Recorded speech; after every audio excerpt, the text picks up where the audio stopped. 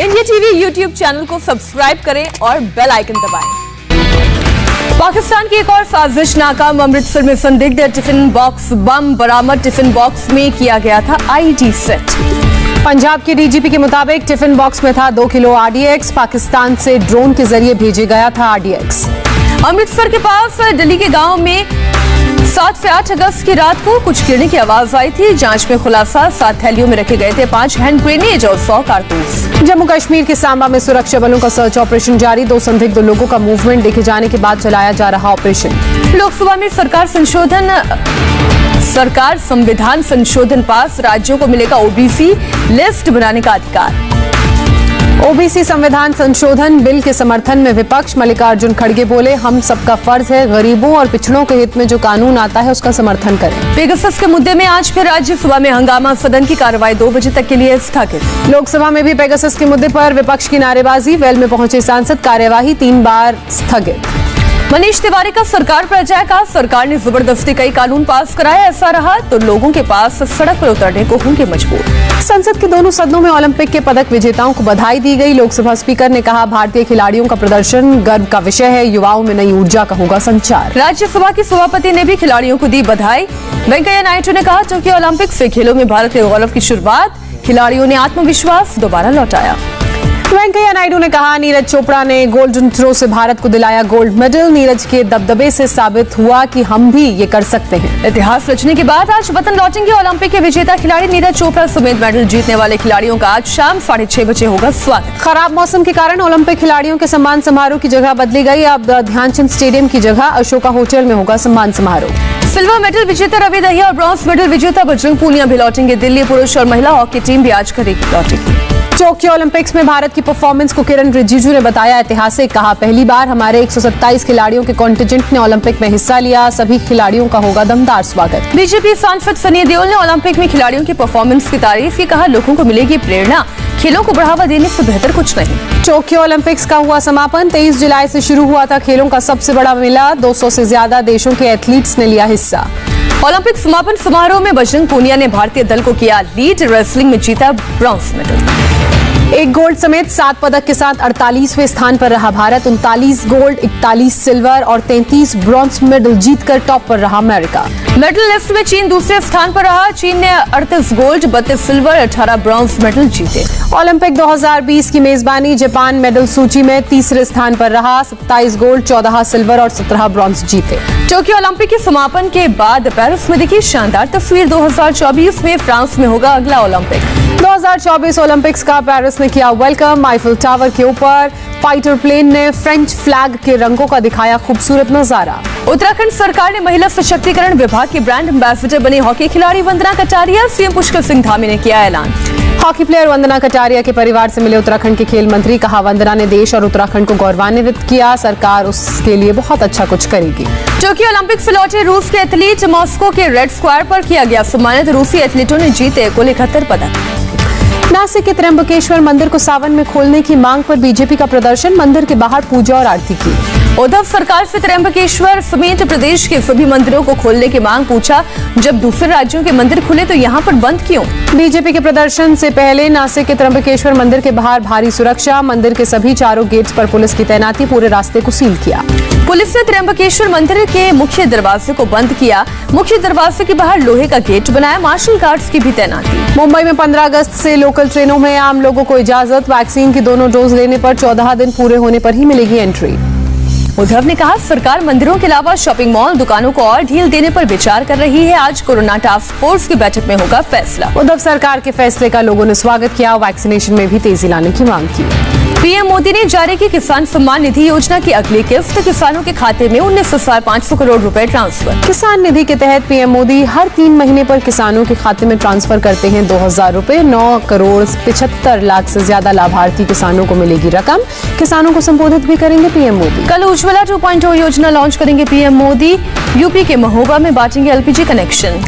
PM Modi आज बनाएंगे इतिहास। पहली बार संयुक्त राष्ट्र सुरक्षा परिषद में वर्चुअल डिबेट की करेंगे अध्यक्षता। शाम 5:30 बजे से होगी समुद्री सुरक्षा पर ओपन डिबेट। यूएनएससी में समुद्री सुरक्षा पर ओपन डिबेट में रूसी राष्ट्रपति पुतिन समेत कई राष्ट्राध्यक्ष होंगे शामिल। वीडियो कॉन्फ्रेंसिंग के जरिए लेंगे हिस्सा। सोमनाथ में पार्वती मंदिर का शिलान्यास और वॉकवे का उद्घाटन करेंगे पीएम मोदी। 9 से 15 अगस्त के बीच कर सकते हैं उद्घाटन।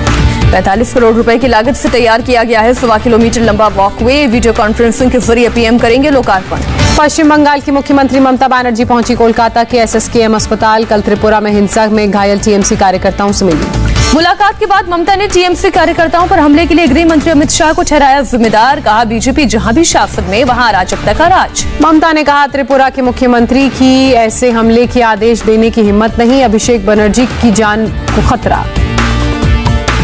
तेजस्वी और तेज प्रताप में शुरू हुआ पोस्टर वॉर। तेज प्रताप के पोस्टर में तेजस्वी की फोटो नहीं। तेजस्वी के समर्थकों ने पोस्टर पर पोती कालिक। तेजस्वी यादव ने आरजेडी ऑफिस के बाहर नया पोस्टर लगवाया। पोस्टर में तेज प्रताप की फोटो नहीं।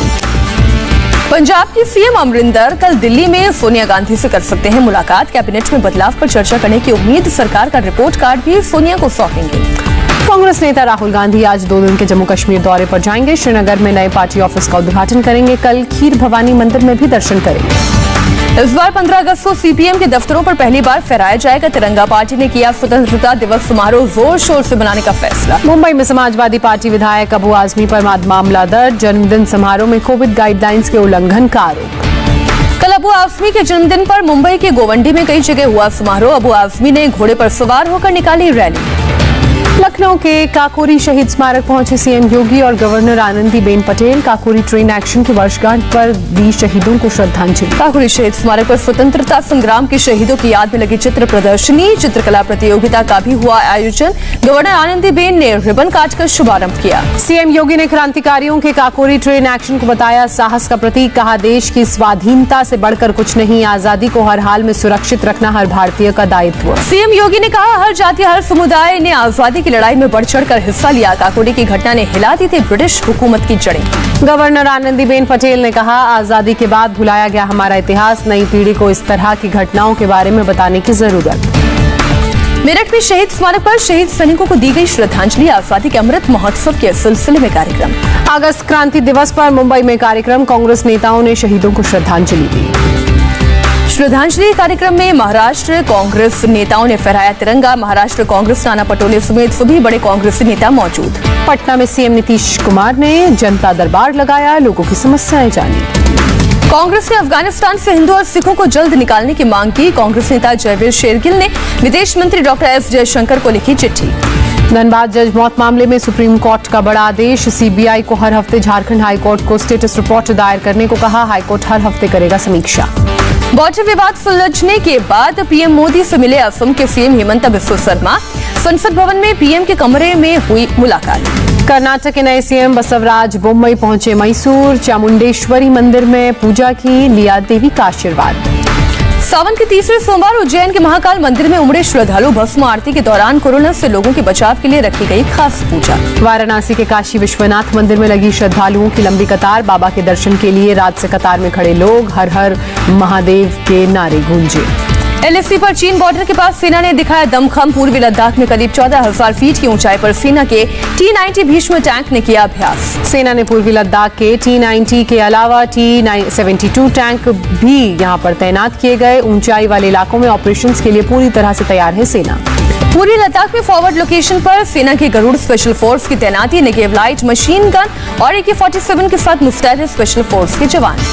जाइडस कैडिला की वैक्सीन को इसी हफ्ते मिल सकती है मंजूरी। देश में मंजूरी मिलने के बाद वैक्सीन की संख्या बढ़कर हो जाएंगी 6। सुप्रीम कोर्ट ने केंद्र और दूसरे पक्षों से 4 हफ्ते में मांगा जवाब। याचिका में कोविड वैक्सीन के क्लिनिकल ट्रायल के डेटा रिलीज करने की मांग। दिल्ली में आज से खुलेंगे साप्ताहिक बाजार। कोरोना के केस कम होने पर केजरीवाल सरकार का फैसला। लॉकडाउन के बाद बंद किया था।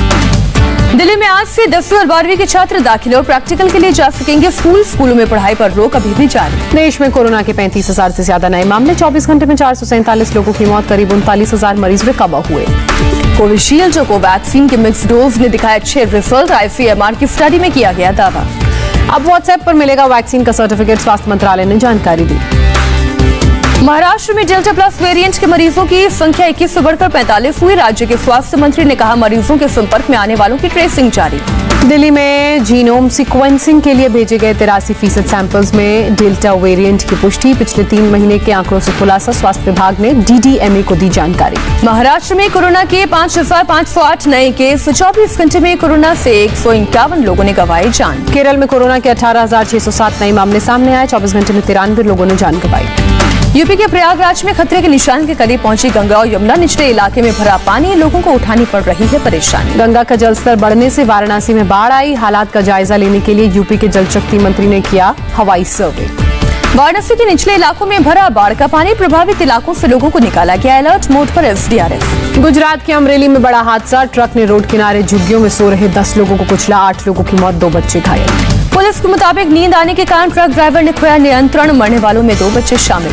मुंबई में एक्टर अनुपम श्याम का निधन। मल्टी ऑर्गन फेलियर के कारण हुई मौत। लाइफलाइन अस्पताल में ली अंतिम सांस। एक्टर यशपाल शर्मा ने कहा, श्याम को थी ब्लड शुगर की समस्या। शूटिंग के दौरान लेती थी इंजेक्शन। JK सीमेंट की बनाए हर राह आसान के तहत बड़ी पहल। जयपुर के सरकारी स्कूल्स में एक दिन में बनाए 250 रैंप्स।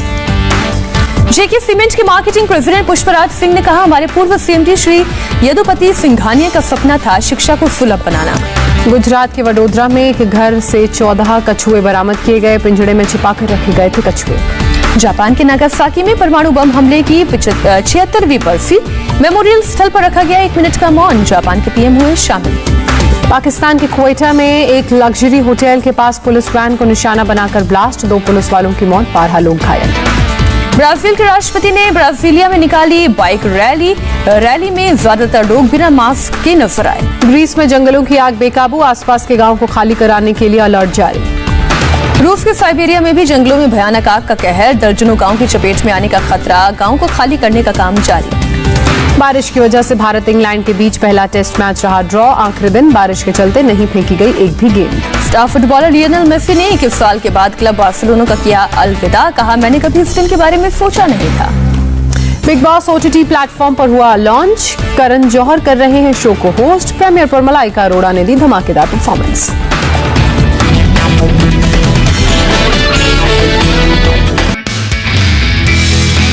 नमस्ते, मैं हूं मीनाक्षी जोशी। वीडियो और खबरों से अपडेट रहने के लिए India TV YouTube channel subscribe करें।